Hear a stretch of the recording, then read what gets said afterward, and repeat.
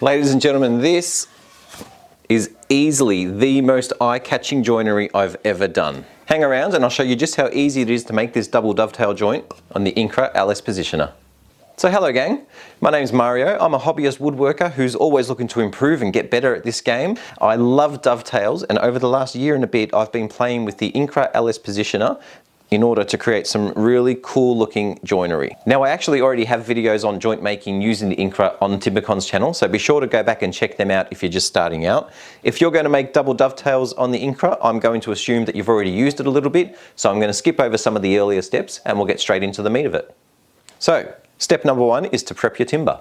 Now to use this joinery to make a box, you're going to need 5 different boards. You're obviously going to want to have 4 different boards for your sides. They can all be the same timber. And then you're going to want to have some sort of contrasting timber to use as this little accent piece. Naturally, the higher the contrast, the better your joint's going to look at the end. Now because I'm only going to cut one demonstration joint today, I've got 2 pieces of oak for the 2 sides that I'm going to use. And then for the contrasting piece, I've got this, which is, I believe, Brazilian oak. I bought it a very long time ago. Essentially, I chose it because this is nice and light and this one's nice and dark. It's going to look very good together. Once you've got all your boards prepped to size, all you need to do is mark one edge, just as a reminder, so that whenever we make a cut, we put that edge against the fence to make sure everything lines up perfectly. Now, before we get into the detail of the video, I thought it might be good to have a very high-level overview of what it takes to create a double dovetail joint. So, to begin, you need your double dovetail template. When you get this, you'll find that there are 4 series of cuts you need to make. Those cuts are A, B, C, and D. Once you finish those 4 cuts, you have a double dovetail joint. The A cuts, these are the first cuts that you're going to make, and you're going to put dovetails into the end of one of your boards. Then you're going to put that board to the side and pick up your contrasting piece of timber. On this one, we're going to make the B cuts, and we're going to put grooves in the bottom of the board. Once we've finished making those grooves, we're actually going to cross-cut that board into these little biscuits, and these little biscuits are going to be glued into the top of our A-cut boards. When you do that, it will look something like this. You can see it's sticking out over the edge there. Once it's all glued up and dried up, we're going to take it over to the planer or the sander or whatever you like to do, or however you like to do that sort of work, and you're going to make it all nice and smooth. You're also going to trim it across the top so that you've got about 2 mil of contrast against the board. At that point, we go back to the Incra, we take this board and we put our C cuts into it. So once you put your C cuts in, you have a double dovetail, effectively. But that's not any help if you don't have any pins to put it into. So then we go back to the Incra, and on the end of a board, we put our D cuts, and these D cuts are going to be the pins. So you'll see that things will go together like that. At that point in time, you end up with a joint that once you fit it together and polish it up, looks absolutely spectacular. So let's go do it. Now, just like with any Incra joint, you need to set the height of the bit, you need to set up your template, find the suggested center, all that sort of fun stuff. If you're stepping up to double dovetail joints though, I'm going to assume that this isn't your first rodeo and you know what you're doing at least a little bit. So I'm not going to cover the whole centering process in this video.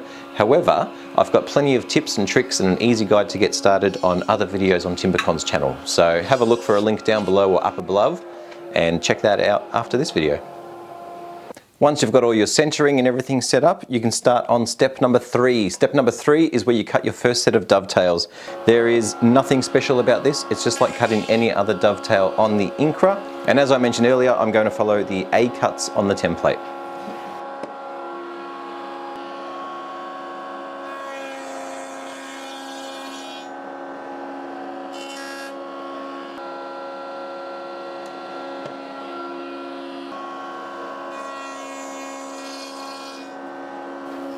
Okay, that worked perfectly. So now it's time to put the grooves in our contrasting board. And this time around, we're going to be following the B cuts. If you remember earlier, I mentioned that once we put the grooves in, we're going to start slicing this one up and we're going to glue it into the ends of these boards. What that means is you don't actually have to put the groove the entire length of the way. You can if you want. I'm not going to, just so that I don't have to use up all this piece of wood just yet. I'm only going to go about this far, and that way I'll get one slice out of it, which will be enough for my demo joint. One thing to remember is that because this is a dovetail bit, you can't cut them at half height and then raise it up like I did with the double box joints, because that will ruin your profile. So you have to cut it in one pass. In this Brazilian walnut, it's not going to be a problem because this is really nice and easy to cut into. If I was using something like spotted gum or Merbo, which is really hard and splintery, that might be more of an issue. So I tend to not use those woods when I'm doing something like this. Just a little tip. This walnut's actually really nice to cut, although I hope I'm not tempting fate by saying that. I'm going to use a push stick and I'm going to press down and into the fence pretty securely to make sure that nothing moves and everything cuts nicely.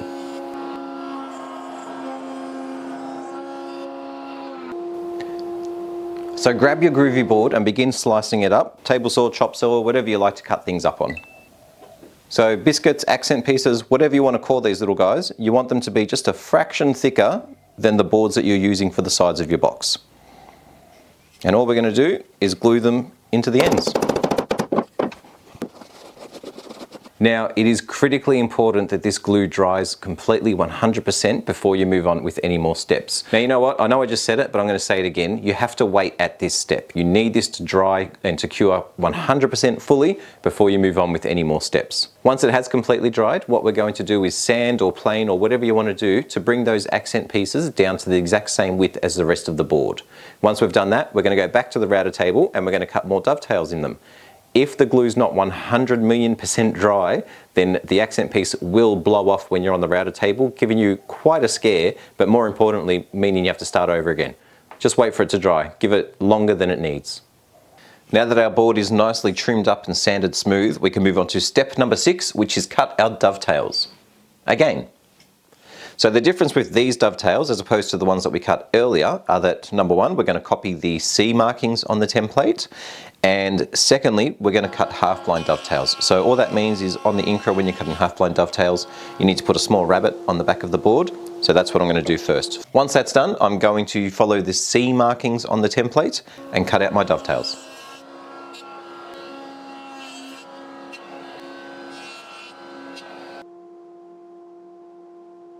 Alrighty, let's see how we did.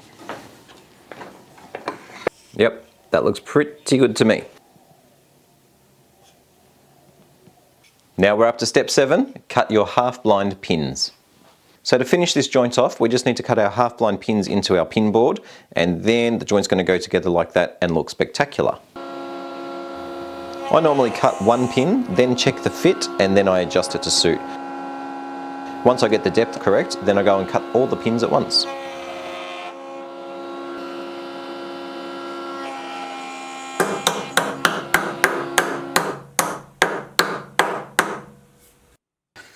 Now imagine you made a jewelry box for your daughter using these joints. It would just look simply beautiful.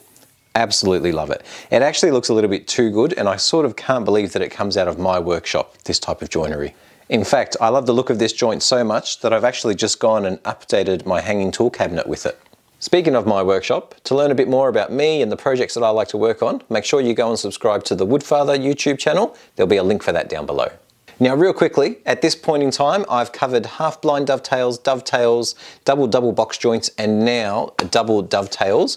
I've got videos for all of those joints using the Incra LS Positioner on Timbecon's channel. Go and check those videos out and then go into the store and check out the Incra itself. It's an amazing tool. The more I use it, the more I appreciate it. It isn't a cheap or an impulse purchase, I will give you that much, but everyone I've spoken to who's got one of these just loves and is shocked, quite frankly, at how accurate and repeatable all the cuts are on it. It's a lifetime purchase, super useful, and it's not just for fancy joinery, you can use it for other things as well. So if, like me, you're a woodworker who just wants to come out here and have fun, but at the same time you want to improve your skill level as you go along, well, this is definitely a tool that's worth looking into. Now, one final thing before you move on to the next video, make sure you leave a comment down below letting us know what your favorite joint is. Is it the dovetail, half blind dovetail, double dovetail, or double box joint? I'm going to say that double dovetail is far and away my favorite. Cheers, gang.